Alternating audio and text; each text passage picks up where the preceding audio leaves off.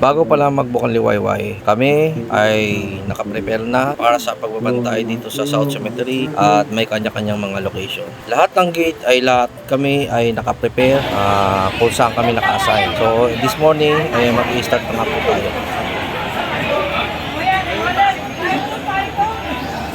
Umaga pa lang, na-telecast na kaagad tayo sa telebisyon.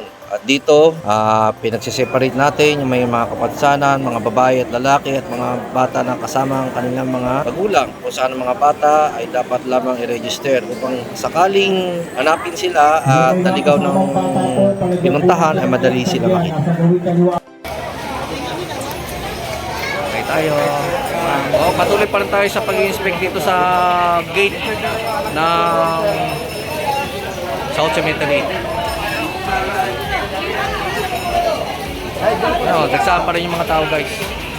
Mga ating mga kaibigan. Kaya pa-inspect na lang po ng bawal po ang vape doon. Wala, di yung Sir, ano to, sir? Ito lang po, sir.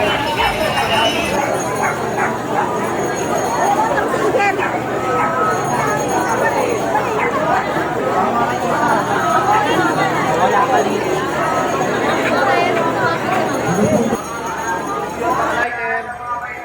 Check lang po yung mga bag nila. Lighter, naka-lighter, tawad po.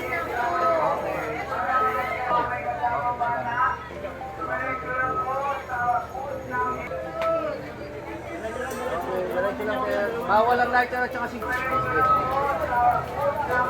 Bawal po sigarilyo at saka lighter. Cigarette at saka lighter, bawal po, sir. Okay na lang po. Okay. Paupi na lang po, sir, yung mga bag ninyo para sa inspection ng tao, guys. Okay. South Cemetery.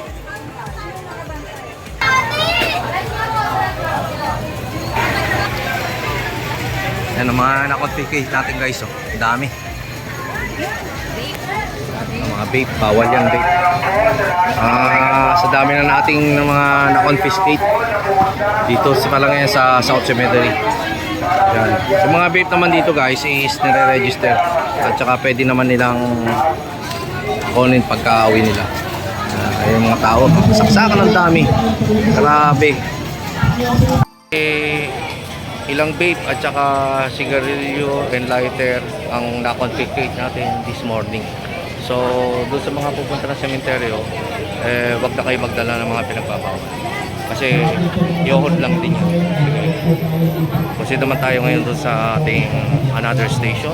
Dahil ang mga magnanakaw ay mga lang pinipiling lugar. Kaya lagi tayo disiplina ang kailangan natin sa bawat isa.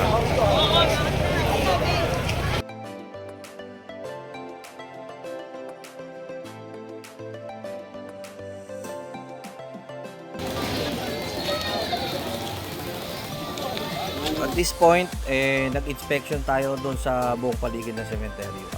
Nag-observe tayo doon sa kanilang mga ginagawa, lalo na yung mga pinagpapawal, kung naipasok pa nila para ma-confiscate din natin.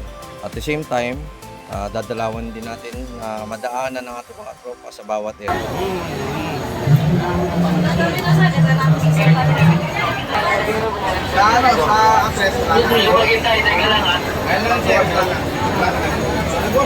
Ang pinakasintahan niyo ko Kasi may mga kanya-kanya lakad na rin.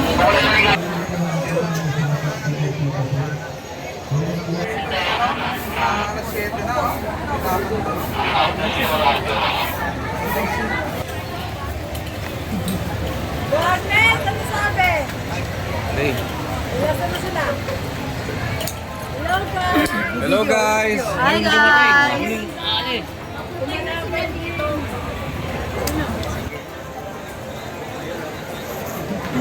Apa sila kayo?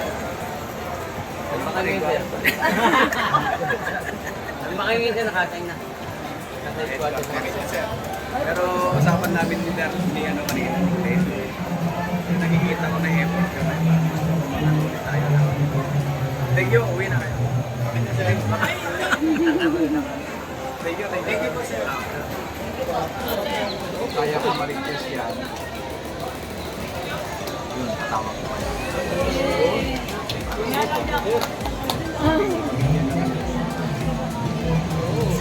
Kasi sila late, Lugar Park, lahat nakita ko pa.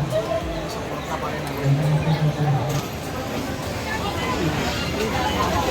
para kahit sa gusto nyo sa punto, gusto nyo makagalaw kayo.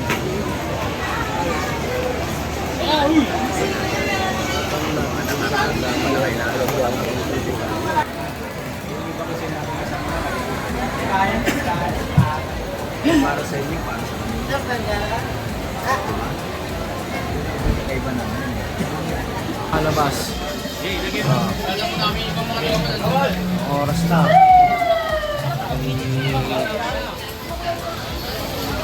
7 o'clock na ang labasan. Grabe.